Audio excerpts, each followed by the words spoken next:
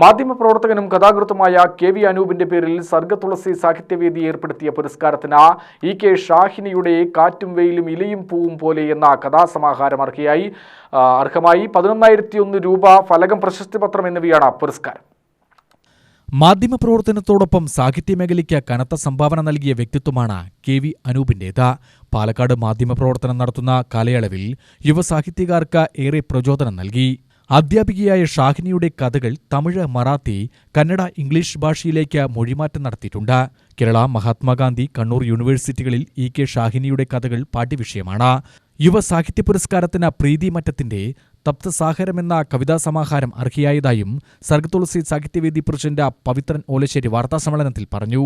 വീട്ടമ്മമാരായ സ്ത്രീകൾ, വിദ്യാർത്ഥികൾ ഇവരെയൊക്കെ മുൻനിരയിൽ കൊണ്ടുവരണം. രാഷ്ട്രീയത്തിന്റെ അതിപ്രസരമൊന്നും പാടില്ല. സുതാര്യമായിരിക്കും പ്രവർത്തനം എന്നൊക്കെ പറഞ്ഞ് നിർദ്ദേശവും പ്രോത്സാഹനമൊക്കെ ഏറെ തന്നിട്ടുണ്ട്.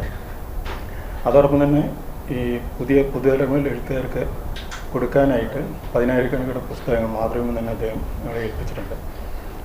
ഏറ്റവും കൂടുതൽ എനിക്ക് തോന്നുന്നു അനൂപേട്ടൻ അവസാനമായിട്ട് ഫോണിൽ സംസാരിച്ചത് എന്നോടാണ് തോന്നുന്നത്. ഞാൻ വീട്ടിലെ TV-യിൽ വാർത്തകൾ കണ്ടിരിക്കുമ്പോഴാണ് അദ്ദേഹം ഹോസ്പിറ്റലിൽ നിന്ന് വിളിക്കുന്നത്.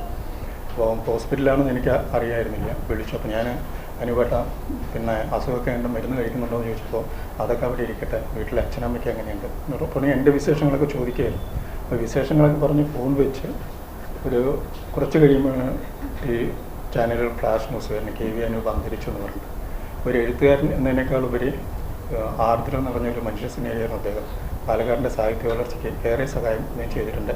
അപ്പോൾ അദ്ദേഹത്തിൻ്റെ പേരിലൊരു പുരസ്കാരം കൊടുക്കണമെന്ന് വളരെ നാളായി ഞങ്ങൾ ആഗ്രഹിക്കുകയായിരുന്നു.